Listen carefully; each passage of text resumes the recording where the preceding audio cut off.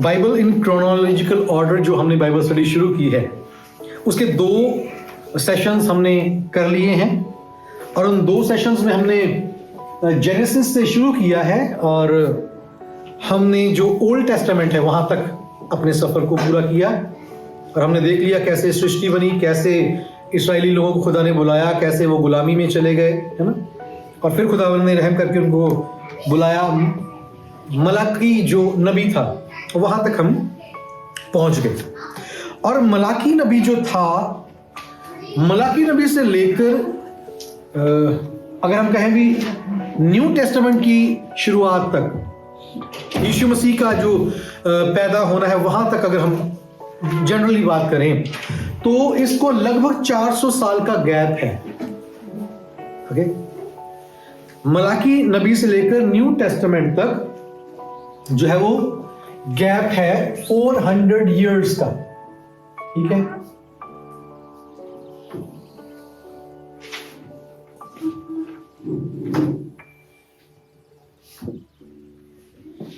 Gap है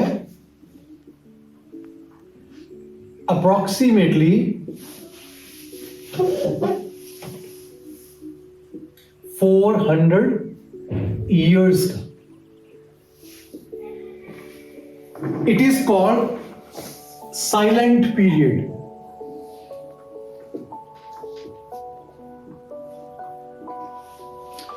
परमेश्वर ने इस 400 साल के टाइम में किसी से कोई बात नहीं की।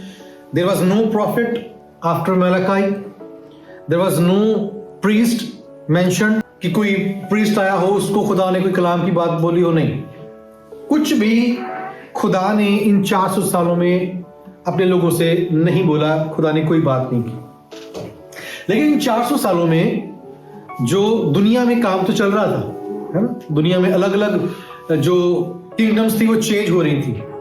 तो पहला जो राज्य इस 400 साल के टाइम में आया, जो इजरायली जो गुलाम हुए थे, जो हमने बात की थी कि वो बेबीलोन की गुलामी में चले गए, राइट, बेबीलोन की गुलामी में, जहां पर दानियल था, शद्रक मेशक अबेदनगो थे, है ना, नेहमाया एजरा उस टाइम में हुए।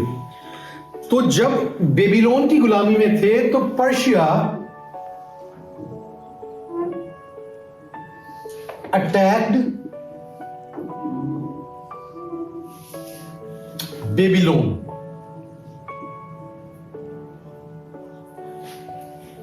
बेबीलोन ने इस्राएलियों को अपने कब्जे में कर लिया या जूदा के इलाके को अपने कब्जे में किया।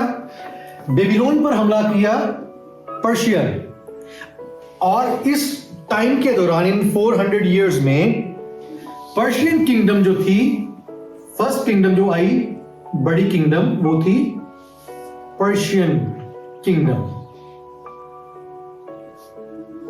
जल्दी जल्दी से इनके बारे में ज्यादा डिटेल में बात नहीं करेंगे। तो ये अप्रोक्सीमेटली 450 BC से लेकर 330 BC तक ये इनका पीरियड चला। तो इन्होंने ज्यूज जो थे उनको अलाउ किया कि you can go back to your own country, you can build your temple, you can build the walls of your city Jerusalem. तो इस टाइम में पर्शियन किंगडम जो थी उन्होंने अलाउ कर दिया कि आप अपने खुदा की इबादत कर सकते हैं। तो ज्यूज वापस आते हैं इसराइल में और वो यरूशलेम में आकर शहरपनाह को बनाते हैं और वहां पर आकर रहना शुरू करते हैं। इसके बाद जो दूसरी किंगडम आई, पर्शियन को हराकर जिन्होंने सारा कैप्चर किया इलाका, वो थी हेलेनिस्टिक किंगडम। इसका मेन जो किंग था, हम सब उसका नाम जानते हैं, he was Alexander the great. Okay, Alexander जो था, he was the king. Alexander ने, जिसको हम ग्रीक एम्पायर भी बोलते हैं, राइट, ग्रीक्स ने पर्शियंस को हराकर कब्जा किया और इन्होंने एक खास चीज की कि इन्होंने ग्रीक कल्चर को प्रमोट किया। इनसे ग्रीक से पहले तक, हेलेनिस्टिक किंगडम से पहले तक जितने भी राजा हुए वो क्या करते थे, इलाकों को जीतते थे और लोगों को जैसे वो रहते हैं, जो पढ़ते हैं, जो कुछ करते हैं वो करने देते थे, अपना कुछ ऐड नहीं करते थे। लेकिन ग्रीक्स ने क्या किया, इन्होंने ग्रीक कल्चर को उन लोगों पर लागू किया। अब उनको ग्रीक पढ़नी है, ग्रीक कल्चर इन्होंने पूरे देशों में फैला दिया और ग्रीक को लाजमी कर दिया। अब जो ज्यूज हैं उनको भी ग्रीक कल्चर सीखना पड़ा। ये थी हेलेनिस्टिक पीरियड। उसके बाद एक छोटा सा और राज्य हुआ जिसको हाशमोनियन पीरियड कहते हैं। ये थर्ड किंगडम हुई। ज्यादा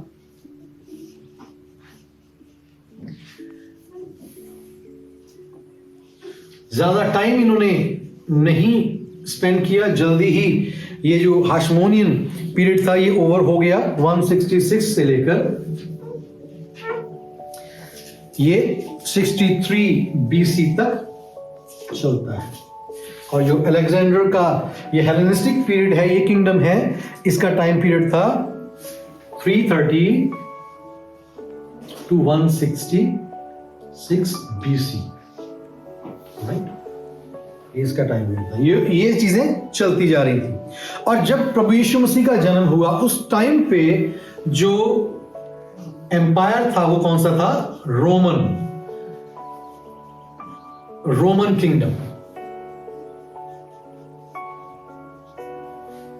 तो रोमन किंगडम यीशु मसीह के जन्म के टाइम पर राज कर रही थी। बेबीलोनियंस को पर्शियन ने हरा दिया, पर्शियंस को हेलेनिस्टिक्स ने आकर हराया। उसके बाद हाशमोनियन किंगडम बीच में आती है और ये कमजोर किंगडम थी, इसलिए रोमन्स ने आकर सारा कुछ जो था इनसे छीना और अपना राज्य जो था वहां पर स्थापित किया। तो यहां पर आकर इस टाइम में जो प्रभु यीशु का जन्म होता है तो ये 63 BC से आगे चलती है, जहां पर यीशु का जन्म होता है। और इन 400 सालों के बारे में अगर हम दानियल की किताब को पढ़ें, दानियल की जो प्रोफेसी की बुक है ना, उसके अगर हम 2nd चैप्टर को देखें तो ये 400 साल का पीरियड जिसमें ये 4 किंगडम्स के बारे में हमने बात की। उसके बाद आगे इन 4 किंगडम्स के बाद कैसे दुनिया में जो था वो किंगडम्स बढ़ी, कैसे राज चले, उसके बारे में डैनियल चैप्टर 2 में सारा एक्सप्लेन किया गया। कई सौ साल पहले इस बात को खुदा के बंदे दानियल ने पहले से कह दिया, इससे पहले कि वो चीजें होती। यही खुदा के कलाम की खासियत भी है कि खुदावंद कई सौ साल पहले, कई हजारों साल पहले जिन बातों को कलाम में लिखता है वो बातें आज हम होते हुए देख रहे हैं। और अब हम जिस टाइम में हैं उसको बाइबल में नाम दिया जाता है द लास्ट डेज। आप बहुत आजकल कलाम भी हमने सुनने को मिलते हैं, एंड डेज, लास्ट डेज, है ना? तो उन दिनों में हम पहुंच चुके हैं। लेकिन उन 400 साल के बाद जो सबसे बड़ा काम होता है वो होता है प्रभु यीशु मसीह का जन्म। ठीक है, बर्थ होता है यीशु का, बर्थ ऑफ जीसस। और इसके लिए जो डेट है वो बिल्कुल फाइनल नहीं कहा जा सकता है कब हुआ। कुछ लोग मानते हैं कि उनका जन्म जो था वो 5 BC में हुआ, कुछ कहते हैं 3 में हुआ। तो हम मानकर चलते हैं कि 5 से लेकर 1 BC में जो यीशु का जन्म हुआ। ठीक है, उसके बाद यीशु ने इस संसार में रहकर अपनी मिनिस्ट्री की। ठीक है, बहुत से काम उन्होंने किए, हम जानते हैं यीशु की मिनिस्ट्री होती है। तो मिनिस्ट्री जो है उन्होंने 30 साल की उम्र में शुरू की। प्रभु यीशु मसीह उस समय 30 साल के थे जब उन्होंने मिनिस्ट्री शुरू की। उनका बैप्टिज्म भी 30 साल की उम्र में होता है। ठीक है, 30 इयर्स के थे प्रभु यीशु मसीह जब वो मिनिस्ट्री शुरू करते हैं। और कितने साल तक उन्होंने सेवकाई की? 3.5 साल तक। जिसका मतलब है जब यीशु मसीह की क्रूसिफिक्शन होती है तो उनकी उम्र 33.5 साल थी। ठीक है, जब वो सलीब पर चढ़ाए गए। मिनिस्ट्री की उन्होंने। उसके बाद सीधा हम देख सकते हैं बड़ा काम जो था वो था क्रूसिफिक्शन यीशु की। उन्होंने यीशु को क्रूसीफाई किया। ठीक है, उसमें हम उनकी डेथ भी साथ में कह सकते हैं। यीशु क्रूस पर मारे गए। ठीक है, और क्रूस पर मारे जाने के बाद हम जानते हैं कि फिर वो तीसरे दिन जिंदा हुए, तो वहां पर रेजरेक्शन भी हम लिख सकते हैं, ये बड़े काम जो उस टाइम में हुए, रेजरेक्शन।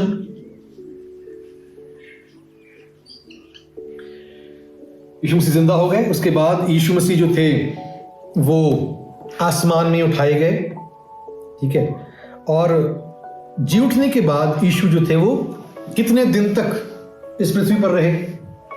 40 दिन तक। यहाँ 40 दिन तक यीशु मसीह इस संसार में रहे और उसके बाद वो स्वर्ग में उठा लिए गए आफ्टर 40 डेज, ठीक है, आफ्टर 40 डेज। जी उठने के 40 दिन के बाद यीशु जो थे वो आसमान में उठा लिए गए। उसके बाद जो बड़ा काम हुआ वो था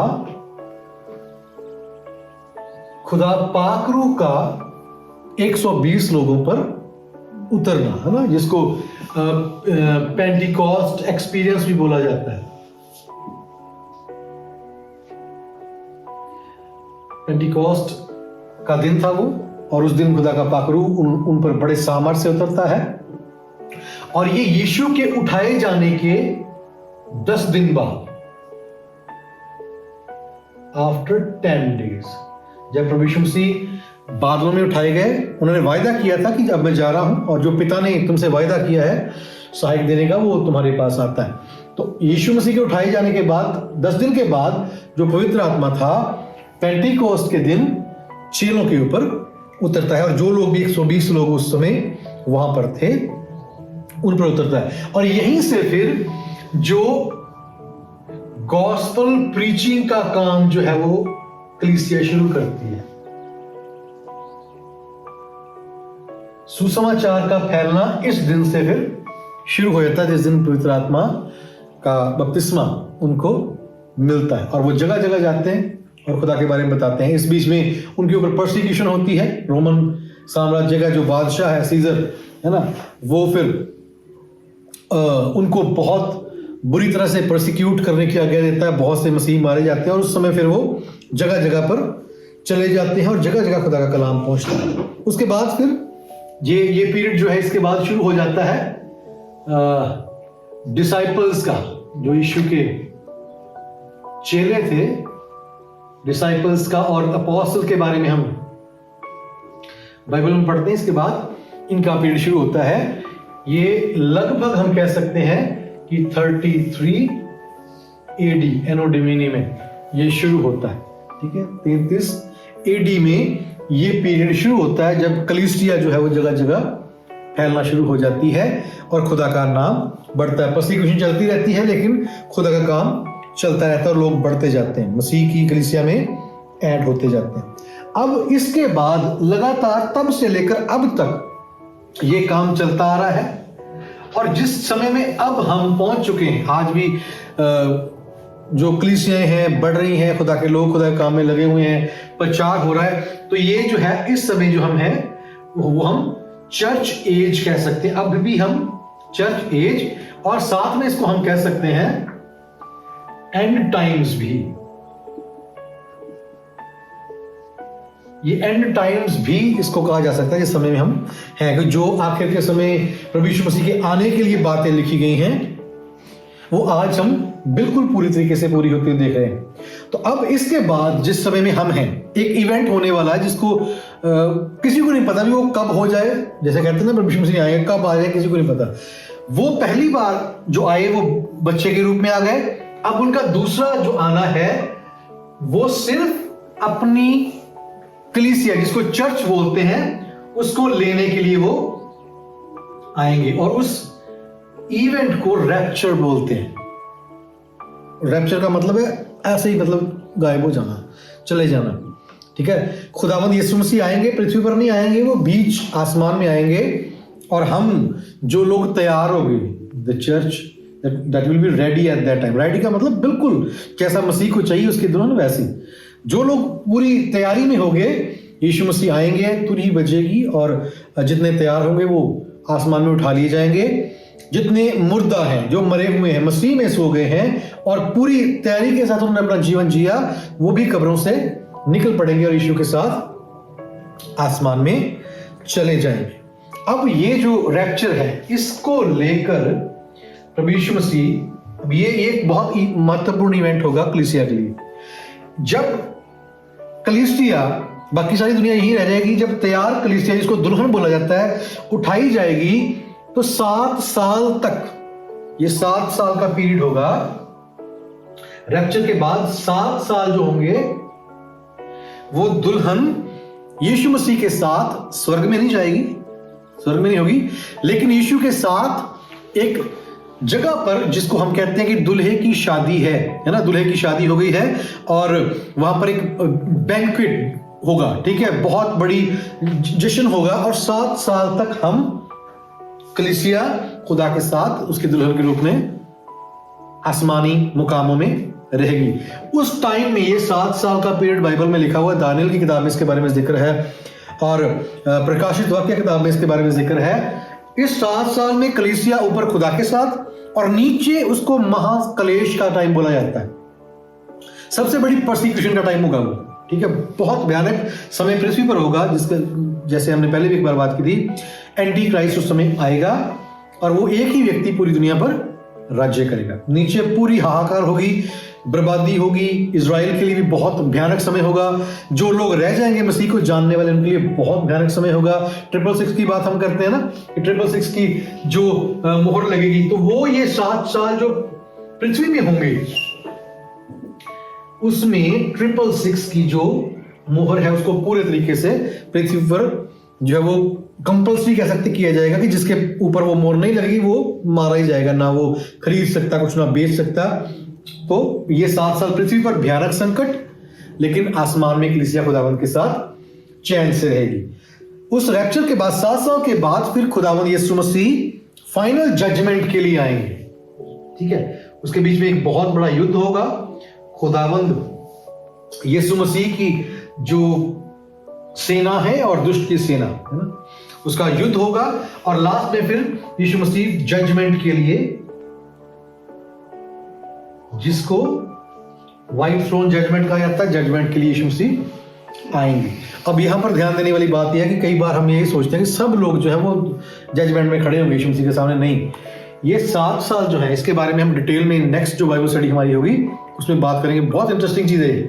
ये 7 साल जो हैं जो दुल्हन जाएगी, वो 7 साल दुल्हन को रिवॉर्ड्स मिलेंगे, इनाम मिलेंगे, क्राउन्स मिलेंगे, ठीक है। और दुल्हन जो चली गई उसका न्याय बाकी लोगों के साथ कटहरे में नहीं होगा, दुल्हन फिर नीचे आएगी और फिर पापियों के साथ वो लाइन में लगेगी, ऐसा नहीं है। उसको उसकी जजमेंट या उसको जो रिवॉर्ड्स मिलने इन 7 सालों में खुदावंद वो काम को करेगा और पृथ्वी का, पूरी दुनिया का न्याय जो होगा वो आखिरी जजमेंट में होगा। और फिर जिसकी बात हम कर रहे हैं, जजमेंट होने के बाद खुदावंद यीशु मसीह फिर अपनी लोगों को एक नई जगह देंगे रहने के लिए। बाइबल में लिखा है कि नई पृथ्वी होगी, नया आकाश होगा, है ना, चीजें बदल जाएंगी, कि नया यरूशलेम स्वर्ग से उतरेगा। उसको फिर बोलते हैं एक न्यू क्रिएशन दोबारा से होगी। और हम सब जो खुदा के बेटे बेटियां हैं इस न्यू क्रिएशन में अपने खुदा के साथ हमेशा हमेशा तक रहेंगे। अब पहली क्रिएशन जो थी खुदा ने की, है ना, आदम हवा से शुरू हुई, वो गड़बड़ हुई, पाप की वजह से दुनिया चलती गई और आखिर जब होगा जजमेंट के बाद फिर दोबारा से खुदावंद यीशु हमारे लिए एक नई सृष्टि की रचना करेंगे जिसमें दुख नहीं होगा, आंसू नहीं होंगे, तकलीफ नहीं होगी और हम सब उस समय अपने खुदावंद के साथ हमेशा इटर्निटी तक रहेंगे। जो यहां पहुंच गए वो इटर्निटी तक आनंद करेंगे, लेकिन जो इटर्नल हेल में चले गए, मौत में चले गए, वो अनंत विनाश में दुख भोगेंगे और पछताएंगे फिर वहां पर कि काश हमने भी यीशु को ग्रहण किया होता, है ना। तो हमारी जो आज हमारी हम खुदा के साथ चल रहे हैं, खुदावंद के कलाम पर हम मनन करते हैं, फॉलो करते हैं, जैसे यीशु ने कहा वैसे जी रहे हैं, उसका मकसद एक ही है कि हम एक दिन अपने खुदावंद के साथ नई सृष्टि में दोबारा से आनंद के साथ रहें। खुदा आप सबको बड़ी बरकत दे। God bless you.